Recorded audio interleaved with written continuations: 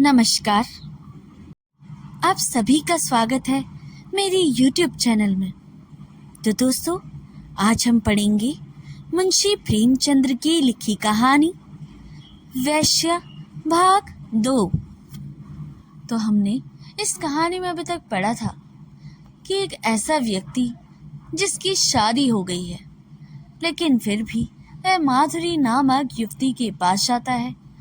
माधुरी वैसे तो काफी गुणी और सुंदर है, लेकिन वैश्या होने के कारण समाज उसके प्रेम को स्वीकार नहीं कर पाता। माधुरी का एक प्रेमी दिखाया गया है जिसका नाम कृष्ण है। कृष्ण शादीशुदा होने के कारण माधुरी और उसका प्रेम सफल नहीं हो पाता। जो माधुरी को पसंद करता है वह भी शादी है। दूसरा व्यक्ति काफी उसको पसंद करता है, लेकिन माधुरी उसको बिल्कुल पसंद नहीं करती। वह व्यक्ति कृष्ण से इसलिए बहुत चिढ़ता है। माधुरी काफी बार यह कहती है कि कृष्ण यहाँ ना आया करो, क्योंकि ये सभी लोग तुम्हारे खून के प्यासे हो चुके हैं। लेकिन कृष्ण माधुरी को मना कर देता है। कहानी यहीं पर समाप्त हुई थी, तो चलिए शुरू करते हैं कहानी को आज।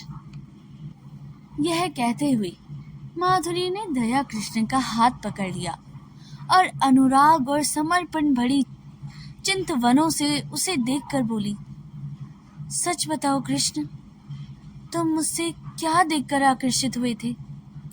देखो, बहानेबाजी ना करना। तुम रूप पर मुग्ध होने वाले आदमी नहीं हो, मैं कसम खा सकती हूँ।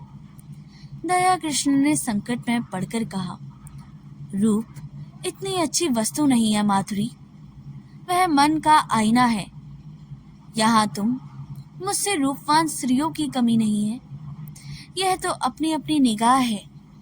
मेरे पूर्व संस्कार रहे होंगे। माधुरी ने भवें सिकोड़ कर कहा, तुम फिर झूठ क्यों बोल रहे हो? चेहरा कह देता है। दया कृष्ण ने परास्त होकर पूछा, पूछकर क्या करोगी माधुरी? मैं डरता हूँ कहीं तुम मुझसे घृणा न करने लगो। संभव है तुम मेरा जो रूप देख रही हो वह मेरा असली रूप ना हो। माधुरी का मुंह लटक गया। विरक्त सी होकर बोली, इसका खुले शब्दों में यह अर्थ है कि तुम मुझ पर विश्वास नहीं। ठीक है, वैश्याओं पर विश्वास करना अब भी नहीं चाहिए। विद्वानों और महात्माओं का उपदेश कैसे न मानोगे? नारी हृदय इस समस्या पर विजय पाने के लिए अपने अस्त्रों का काम कर लेने लगे। दया कृष्ण पहले हमले में हिम्मत छोड़ बैठा। बोला, तुम तो नाराज हो ही जाती हो माधुरी। मैंने तो केवल इस विचार से कहा था कि तुम मुझे धोखेबाज समझने लगोगी। तुम्हें शायद मालूम है नहीं है, सिंगार सिंह ने मुझ पर कितने एहसान किए हैं। मैं उन्हीं के टुकड़ों पर पला हूँ, इसमें रत्ती भर भी मुकाबला नहीं। वहां जाकर जब मैंने उनके रंग ढंग देखे और उनकी साध्वी श्री लीला को बहुत दुखी पाया, तो सोचते सोचते मुझे यही उपाय सूझा कि किसी तरह सिंगार सिंह को तुम्हारे पंजे से छुड़ाऊं। मेरे इस अभिमान का यही रहस्य है, लेकिन उन्हें छुड़ा तो ना सका और खुद फंस गया। मेरे इस फरेब की सजा चाहो दो, सिर झुकाए हूं मैं। माधुरी का अभिमान टूट गया। जलकर बोली, तो यह कहिए कि आप लीला देवी के आशिक हैं। मुझे पहले से मालूम होता तो तुम्हें इस घर में घुसने ना देती। तुम तो एक छिपे रुस्तम निकले। यह तोते की पिंजरे के पास जाकर उसे पुचकारने का बहाना करने लगी। मन में जो एक दाह उठ रही थी उसे कैसे शांत करे? दया कृष्ण ने तिरस्कार भरे स्वर में कहा, मैं लीला का आशिक नहीं हूँ माधुरी, उसे देवी को कलंकित ना करो। मैं आज तुमसे शपथ खाकर कहता हूँ कि मैंने कभी उसे उस निगाह से देखा ही नहीं। उसके प्रति मेरा वही भाव था जो अपने किसी आत्मीय को दुख में देखकर हर एक मनुष्य के मन में आता है। किसी से प्रेम करना तो पाप नहीं है। तुम व्यर्थ में अपनी और लीला की सफाई दे रही हो। मैं नहीं चाहता कि लीला पर किसी तरह का आक्षेप किया जाए। अच्छा साहब, लीजिए, लीला का नाम न लूंगी। मैंने मान लिया है वह सती है, साध्वी है और केवल उसकी आज्ञा से। दया कृष्ण ने बात काटी। उनकी कोई आज्ञा नहीं थी। ओहो, तुम तो अब जबान पकड़ते हो कृष्ण। क्षमा करो, उनकी आज्ञा से नहीं, तुम अपनी इच्छा से आए। अब तो राजी हुई। अब यह बताओ, आगे तुम्हारे क्या इरादे हैं?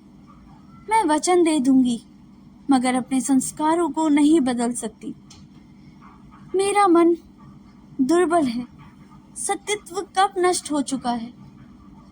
अपने मूल्यवान पदार्थों का तरह रूप और यौवन की रक्षा भी बलवान हाथों से हो सकती है।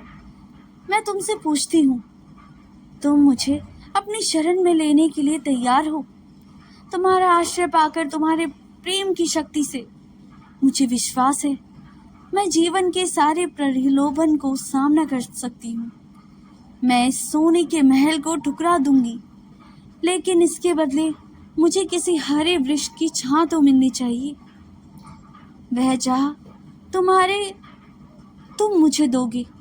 अगर नहीं दे सकते तो मुझे छोड़ दो। मैं अपने हाल में मग्न हूँ।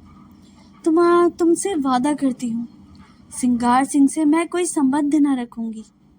वह मुझे घेरेगा, रोएगा, संभव है गुंडों से मेरा अपमान कराए, आतंक दिखाए, लेकिन मैं सब कुछ झेल लूंगी तुम्हारे खातिर से। आगे और कुछ ना कहकर वह तृष्णा भरी लेकिन उसके साथ ही निरीक्ष नेत्रों से दया कृष्ण की ओर देखने लगी। जैसे दुकानदार ग्राहक को बुलाता तो है, पर साथ ही यह भी दिखाना चाहता है कि उसे उसकी परवाह नहीं है। दया कृष्ण क्या जवाब दे। संघर्षमय संसार में वह अभी केवल एक कदम ही टिक पाया था। इधर वह अगुल भर जगह भी उससे छिन गई। शायद जोर मारकर वह स्थान न पा जाए, लेकिन वहां बैठने की जगह नहीं है, और एक दूसरे प्राणी को लेकर तो वह खड़ा भी नहीं रह सकता। अगर मान भी लिया जाए कि अदम्य उद्योग से दोनों के लिए स्थान निकाल लेगा, तो आत्मसम्मान को कहाँ ले जाए? संसार क्या कहेगी? लीला क्या फिर उसका मुंह देखना चाहेगी? सिंगार से वह फिर आंखें मिला सकेगी? यह भी छोड़ो, लीला अगर उसे पति समझती है, समझे। सिंगार अगर उससे जलता है तो जले, उसे इसकी परवाह नहीं। लेकिन अपने मन को क्या करे? विश्वास उसके अंदर आकर जाल में फंसी पंछी की भांति फड़फड़ा कर निकल भागता है। कुलीना अपने साथ विश्वास का वरदान लिए आती है। उसके साहचर्य में हमें कभी भी संदेह नहीं होता। वहां संदेह के लिए प्रत्यक्ष प्रमाण चाहिए। कुछ सीता संदेह का संस्कार लिए आती है। वहां विश्वास के लिए अत्यंत प्रत्यक्ष प्रमाण की जरूरत है। उसने नम्रता से कहा, तुम जानती हो मेरी क्या हालत है? हाँ, खूब जानती हूँ, और उस हालत में तुम बहुत प्रसन्न रह सकोगी। तुम ऐसा प्रश्न क्यों करते हो कृष्ण? मुझे दुख होता है। तुम्हारे मन में जो संदेह है मैं नहीं जानती हूँ, न समझती हूँ। मुझे भ्रम हुआ था कि तुमने भी मुझे जान लिया है, समझ लिया है। अब मालूम हुआ मैं धोखे में थी। वह उठकर वहां से जाने लगी। दया कृष्ण ने उसका हाथ पकड़ लिया और प्रार्थीभाव से बोला, तुम मेरे साथ अन्याय कर रही हो माधुरी। मैं सत्य कहता हूँ, ऐसी कोई बात नहीं है। माधुरी ने खड़े खड़े विरक्त मन से कहा, तुम झूठ बोल रहे हो, बिल्कुल झूठ। मुझे अब तुम पे विश्वास नहीं है कृष्ण। तुम अब भी मन से यह स्वीकार नहीं कर रहे हो कि कोई स्त्री स्वेच्छा से रूप का व्यवसाय नहीं करती। पैसे के लिए अपनी लज्जा को उधारना तुम्हारी समझ में कुछ ऐसे आनंद की बात है जैसे वैश्या शौक से करती है। तुम वैश्या में स्त्रीत्व का होना संभव से बहुत दूर समझते हो। तुम इसकी कल्पना नहीं कर सकते कि वह क्यों अपने प्रेम में स्थिर नहीं होती। तुम नहीं जानते कि प्रेम के लिए उसके मन में कितनी व्याकुलता होती है और वह सौभाग्य से पा जाती है तो किस प्रकार प्राणों की तरह भांति उसे संचित करके रखती है। खारे पानी के समुद्र में मीठे पानी का छोटा सा पात्र कितना प्रिय होता है, इसे वह क्या जाने जो मीठे पानी के मटके उडेलता रहता हो। दया कृष्ण कुछ ऐसे असमंजस में पड़ा था कि उसके मुंह से एक भी शब्द ना निकल सका। उसके मन में जो चिंगारी की भांति छपी हुई थी वह बाहर निकलकर कितनी भयंकर ज्वाला उत्पन्न कर रही देगी। उसी कपट का जो अनुभव किया था, प्रेम का जो स्वांग रचा था, उसकी ज्ञालिनी उसे और भी व्यवस्थित कर रही थी। सहसा माधुरी ने निष्ठुरता से पूछा, तुम यहाँ क्यों बैठी हो? दया कृष्ण ने अपमान को पीकर कहा, मुझे सोचने के लिए कुछ समय दोगी माधुरी? क्या सोचने के लिए? अपना कर्तव्य। मैंने अपना कर्तव्य सोचने के लिए जो तुमसे समय नहीं मांगा। अगर तुम मेरे उद्धार की बात सोच रहे हो तो उसे दिल से निकाल डालो। मैं भ्रष्टा हूं और तुम साधुता के पुतले हो। जब तक यह भाव तुम्हारे अंदर रहेगा मैं तुमसे उसी तरह बात करूंगी जैसे औरों के साथ करती हूँ। अगर भ्रष्ट हूं तो जो लोग यहाँ पर अपना मुंह काला करने आते हैं वे कुछ कम भ्रष्ट नहीं होते। तुम जो एक मित्र की स्त्री पर दांत लगाए हो, तुम जो एक सरला अपला के साथ झूठे प्रेम का स्वांग करते हो, तुम्हारे हाथों अगर मुझे स्वर्ग में मिलता हो तो उसे ठुकरा दूं। दया कृष्ण ने लाल आंखें करके कहा, तुमने फिर वही आक्षेप किया? माधुरी तिलमिला उठी। उसकी रही सही मृदुता भी ईर्ष्या के उमड़ते हुए प्रभाव में समा गई। लीला पर आक्षेप का असर था इसलिए कि वह कुलवधू हो और मैं वैश्या, इसलिए मेरे प्रेम का उपकार भी स्वीकार नहीं किया जा सकता। उसने अविचलित भाव से कहा, आक्षेप नहीं कर रही हूँ, सच्ची बात कर रही हूँ। तुम्हारे डर से बिल खोदने जा रही हूँ। तुम स्वीकार करो या ना करो, तुम लीला पर मरते हो। तुम्हारी लीला तुम्हें मुबारक रहो। मैं अपने सिंगार सिंह से ही प्रसन्न हूँ। उद्धार की लालसा अब नहीं रही। पहले जाकर अपना उद्धार करो। अब से खबरदार, कभी भूल कर भी यहाँ ना आना, नहीं तो पछताओगे। तुम जैसे रंगे हुए पतियों को उद्धार नहीं समझते। उद्धार वही कर सकते हैं जो उद्धार के अभिमान को हृदय में आने ही नहीं देते। जहां प्रेम है वहां किसी व्यक्ति का भेद नहीं रह सकता। यहाँ कहने से के साथ ही वह उठकर बराबर वाले दूसरे कमरे में चली गई और अंदर से द्वार बंद कर दिए। दया कृष्ण वहां कुछ देर सा महमता सा रहा था, फिर धीरे धीरे नीचे उतर गया, मानो देह में प्राण ना हो। 2 दिन दया कृष्ण घर से ना निकला। माधुरी ने जो उसके साथ व्यवहार किया उसे आशा न थी। माधुरी को उससे सच्चा प्रेम था, इसका उसे विश्वास था। लेकिन जो प्रेम इतना असहिष्णु हो, जो दूसरों के मनोभावों को जरा भी विचार न करे, जो मिथ्या कलंक आरोपों करने से संकोच न करे, वह उन्माद हो सकता है, प्रेम नहीं। उसने बहुत अच्छा किया कि माधुरी के कपट जाल में ना फंसा, नहीं तो उसकी न जाने क्या दुर्गति होती। पर दूसरे क्षण उसके भाव बदल जाते और माधुरी के प्रति उसका मन कोमलता से भर जाता। अब वह अपनी अनुदारता पर, अपनी संकीर्णता पर पछताता था। उसे माधुरी पर संदेह करने का कोई कारण न था। ऐसी दशा में ईर्ष्या स्वाभाविक है, और वह ईर्ष्या ही क्या जिसमें डंक ना हो, विष ना हो, माना समाज अपनी निंदा करता। यह भी मान लिया कि माधुरी सती भारत अनाथी होती, कम से कम सिंगार सिंह तो उसके पंजे से निकल जाता। दया कृष्ण के सिर से ऋण का भार तो हल्का हुआ, कुछ हल्का हुआ। लीला का जीवन तो सुखी हो जाता। सहसा किसी के द्वार खटखटाया। उसे द्वार खोला तो सिंगार सिंह सामने खड़ा था। बाल बिखरे हुए थे, कुछ अस्त व्यस्त। दया कृष्ण ने हाथ मिलाते हुए पूछा, क्या पाँव पाँव ही आ रहे हो? मुझे क्यों ना बुला लिया? सिंगार ने उसे चुभती हुई आंखों से देखा और कहा, मैं तुमसे यह पूछने आया हूं कि माधुरी कहाँ है? अवश्य तुम्हारे ही घर में होगी। क्यों? अपने घर पर होगी, मुझे क्या खबर?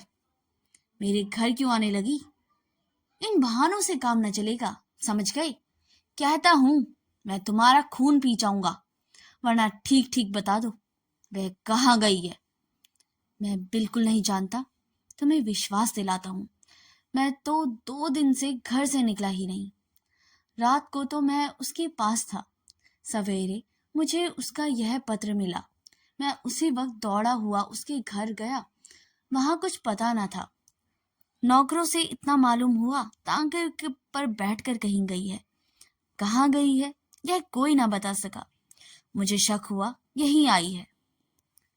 जब तक तुम्हारे घर की तलाशी ना ले लूंगा मुझे चैन ना आएगा। उसे मकान का एक एक कोना, तखत के नीचे, अलमारी के पीछे, जब निराश होकर बोला, बड़ी बेवफा और मक्कार औरत है, जरा इस खत को तो पढ़ो। दोनों फर्श पर बैठ गई। दया कृष्ण ने पत्र खोलकर पढ़ना शुरू किया।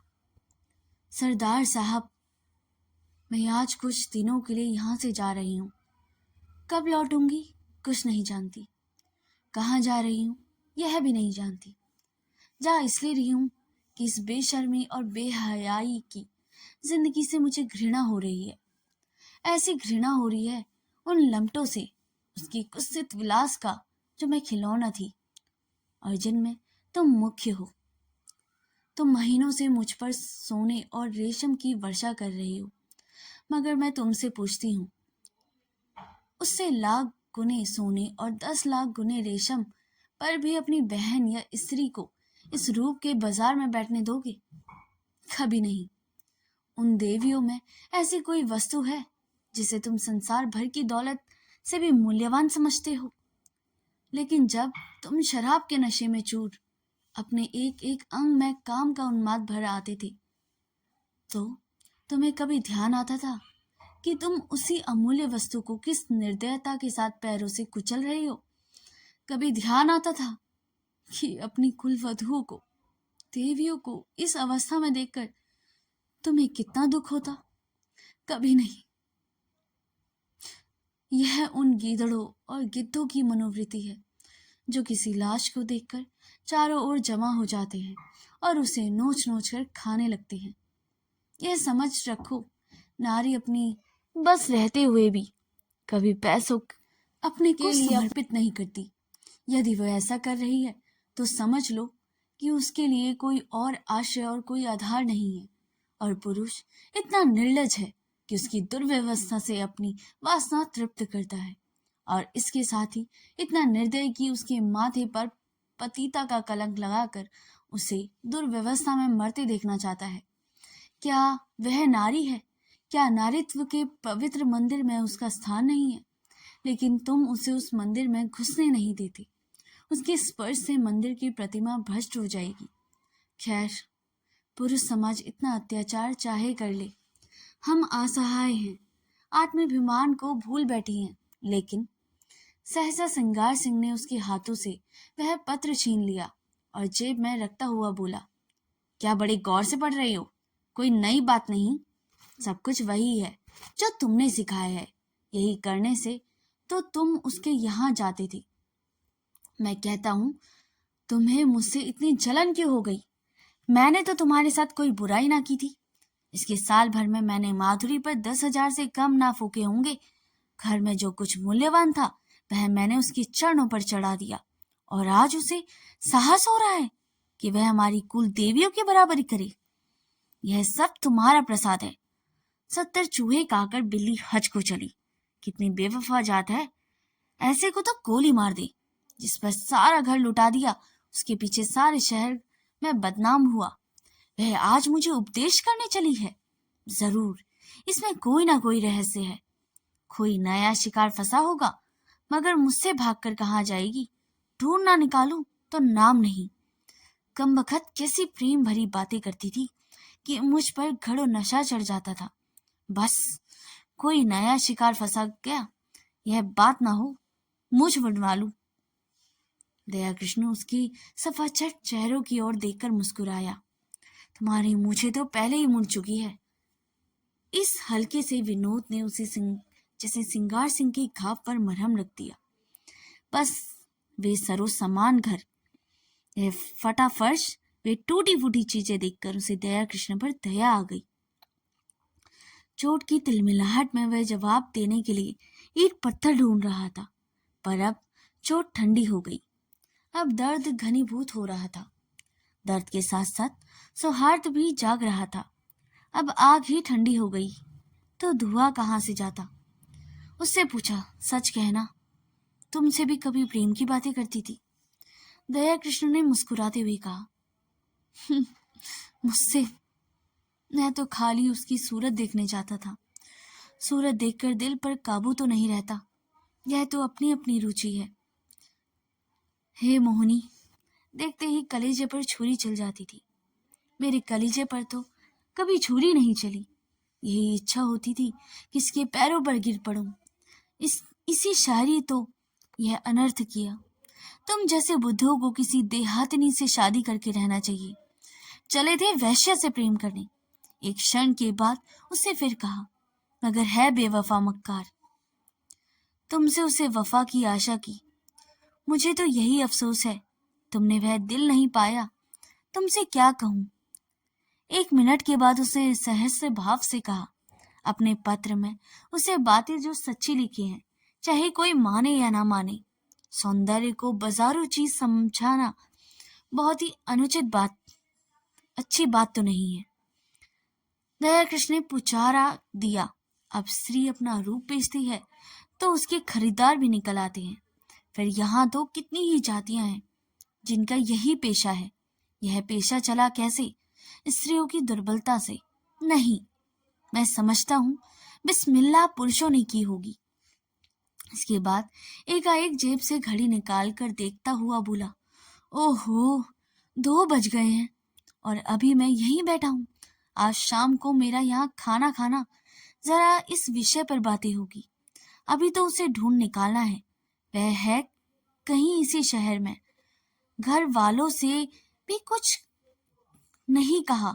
बुढ़िया नायिका सिर पीट रही थी।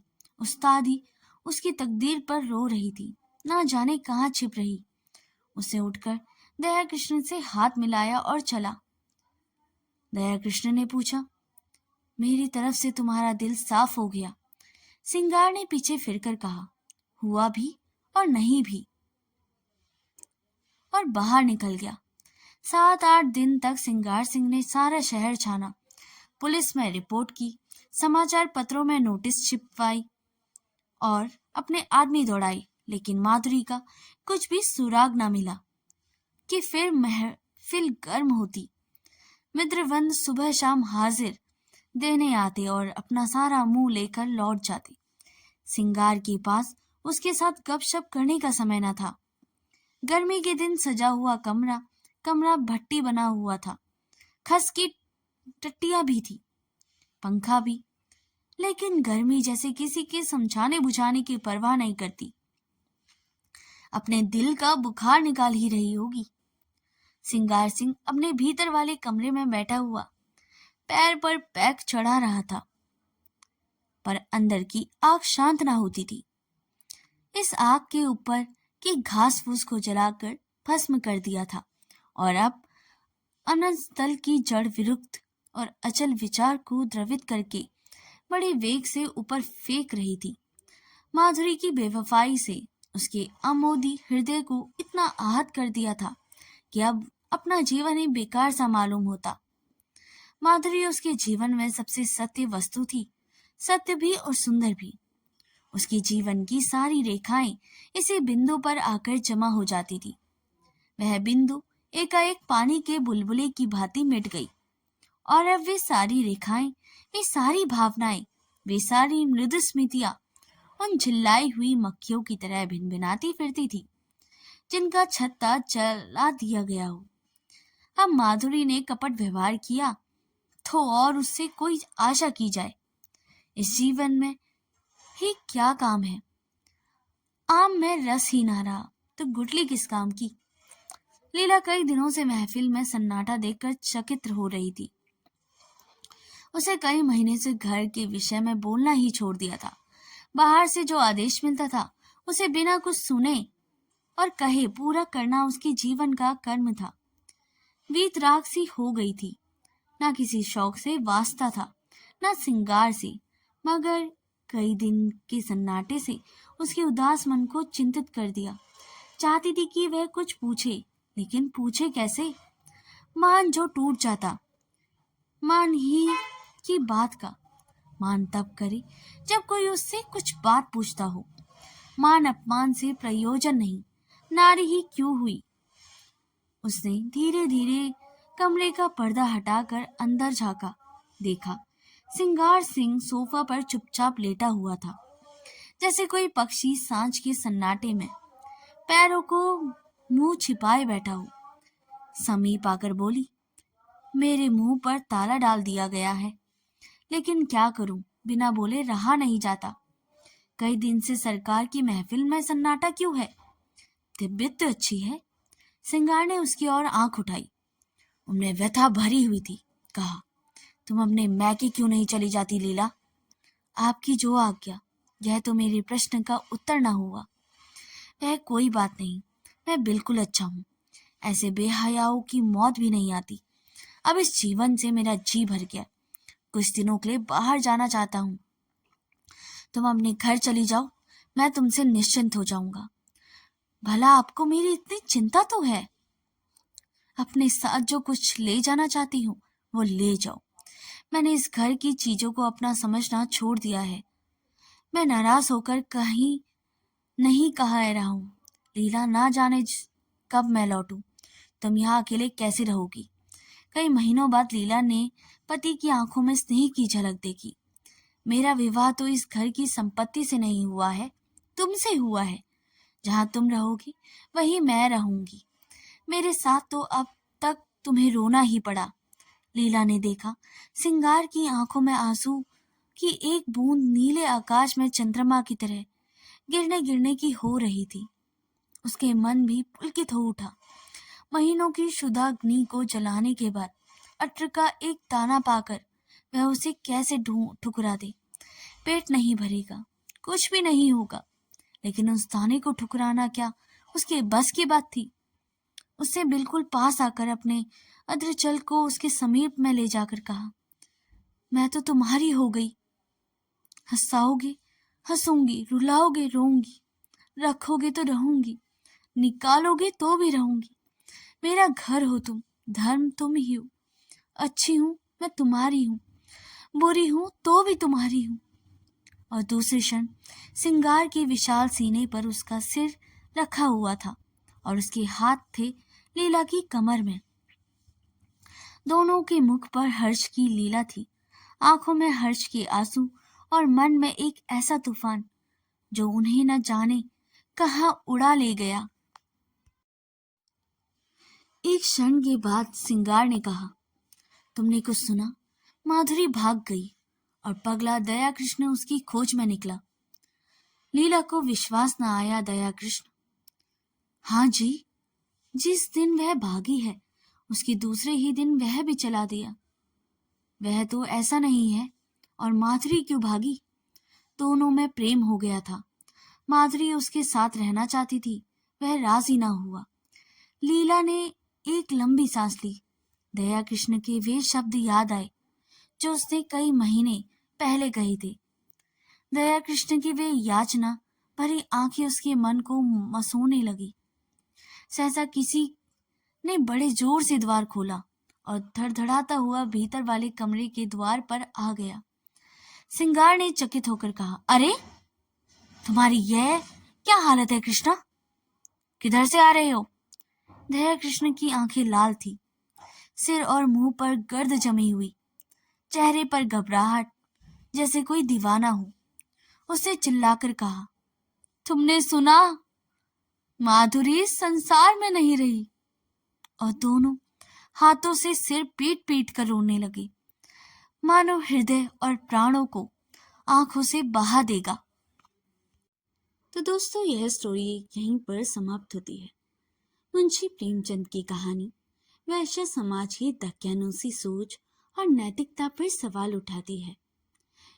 यह कहानी दो मित्रों के बीच के रिश्ते के इर्द गिर्द घूमती है।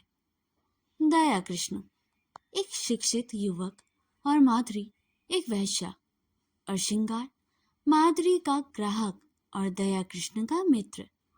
दया कृष्ण और माधुरी एक दूसरे को पसंद करते हैं, लेकिन माधुरी एक वैश्या है जो दया कृष्ण के सभ्य समाज का युवक।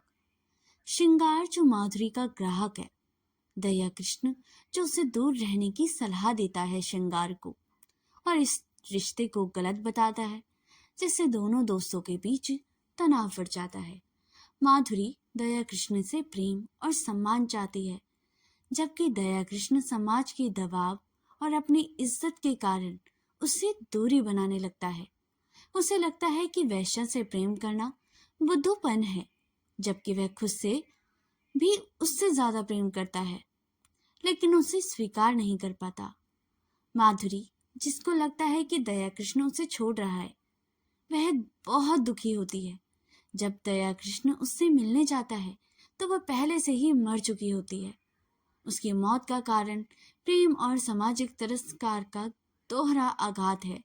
यह कहानी दर्शाती है कि कैसे समाज वेश्याओं को केवल एक वस्तु मानता है और उनके भीतरी छिपी मानवीय भावनाओं, प्रेम और सम्मान की इच्छा को नकार देता है, जिससे उनका जीवन और भी दुखमय हो जाता है।